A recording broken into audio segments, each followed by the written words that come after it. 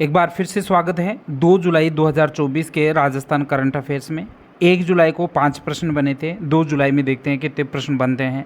और मैं सबसे पहले आपको ये बता दूं कि यदि आपको राजस्थान करंट अफेयर्स के डेली क्वेश्चंस चाहिए, इंपॉर्टेंट क्वेश्चन चाहिए, तो इस चैनल को ज़रूर सब्सक्राइब करें और वीडियो कंटेंट पसंद आता है तो इसको लाइक ज़रूर करें। आज का पहला प्रश्न अर्थात जुलाई का 6वां प्रश्न है, wonder Mewar premier league T20 tournament का खिताब निम्न में से किस टीम ने जीता है?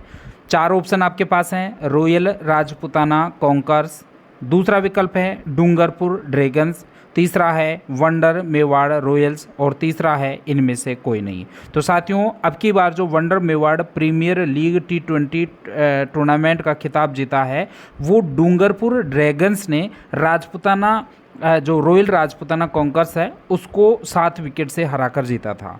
तो यहाँ पर जो सही आंसर होगा वो डूंगरपुर ड्रैगन्स होगा। और डूंगरपुर ड्रैगन्स का कई बार क्या है कि जो विजेता टीम है उसका कप्तान का नाम भी पूछ लेते हैं, तो यहाँ पर व्याख्या वाले पार्ट में डाल दिया है कि विक्रांत सिंह इस टीम के जो है कप्तान है। राज्य क्रीड़ा परिषद की ओर से 64वां केंद्रीय आवासीय खेल कूद प्रशिक्षण शिविर का आयोजन आपके SMS स्टेडियम जयपुर में किया जाएगा, ये आपको ध्यान रखना है। 7वां प्रश्न देखिए, निम्न में से किस जिले में स्थित सिटी पैलेस म्यूजियम उदयपुर में पर्यटकों के लिए मेवाड़ राज परिवार की महिलाओं से जुड़े इतिहास को जानने के लिए लाइफ इन जनाना नई गैलरी शुरू की गई है? तो यहाँ पर देखिए, यहाँ पर बाय मिस्टेक ऊपर आंसर आ गया उदयपुर, तो यहाँ पर आपका सही आंसर उदयपुर ही होगा। लेकिन महत्वपूर्ण प्रश्न है, लाइफ इन जनाना नामक नई गैलरी उदयपुर जिले में स्थित जो सिटी पैलेस है वहाँ पर खोली गई है। इस गैलरी में मेवाड़ राज परिवार की जो भी महिलाएं हैं उनके जीवन और उनके योगदान को प्रदर्शन किया गया है। गैलरी में राजकुमारियों द्वारा पहने जाने वाले आभूषण और पोशाकें, रोजमर्रा के जीवन में उपयोग किए जाने वाले घरेलू सामान, कलाकृतियाँ और चित्र, ऐतिहासिक दस्तावेज और तस्वीरें ये प्रदर्शित किया गया है। साथ ही इस गैलरी में पर्यटकों को मेवाड़ राजघराने की महिलाओं के जीवन के बारे में एक अनूठी झलक प्रदान की जाएगी। प्रदेश के पहले butterfly park children adventure zone Lavkush Vatika का लोकार्पण गुलाबचंद कटारिया के द्वारा उदयपुर में ही किया गया है, इसलिए जो एक्स्ट्रा फैक्ट है वो भी यहाँ पे डाला गया है।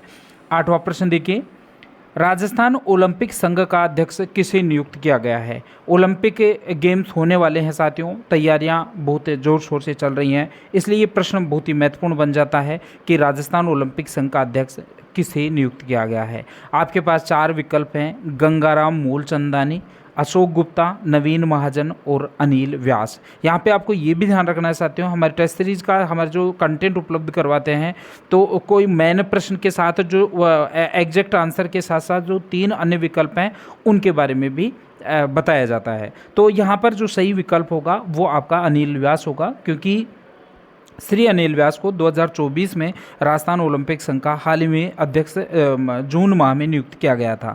अनिल व्यास एक अनुभवी खेल प्रशासक हैं और भारतीय ओलंपिक संघ के वर्तमान में सदस्य भी हैं। उनकी अध्यक्षता में राजस्थान ओलंपिक संघ का लक्ष्य राजस्थान के खिलाड़ियों को 2028 के जो ओलंपिक हैं उसमें अधिक से अधिक पदक जीतने के लिए प्रोत्साहित करना है। उदयपुर, भरतपुर और जो जयपुर है उसके रेजिडेंशियल गर्ल्स स्पोर्ट्स अकादमियाँ भी यहाँ पर शुरू की जाएंगी।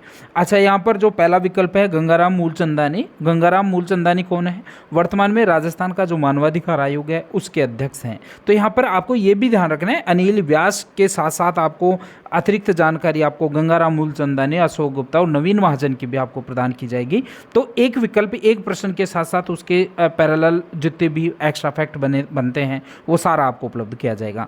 गंगाराम मूलचंदानी का मैंने आपको बताया राजस्थान राज्य मानवाधिकार आयोग के अध्यक्ष हैं। अनिल व्यास आपके राजस्थान ओलंपिक संघ के अध्यक्ष हैं। अशोक गुप्ता राजस्थान राज्य मानवाधिकार के सदस्य नियुक्त किए गए हैं। ठीक है, अशोक गुप्ता सदस्य हैं, गंगाराम मूलचंदानी अध्यक्ष हैं किसके? राज्य मानवाधिकार आयोग के।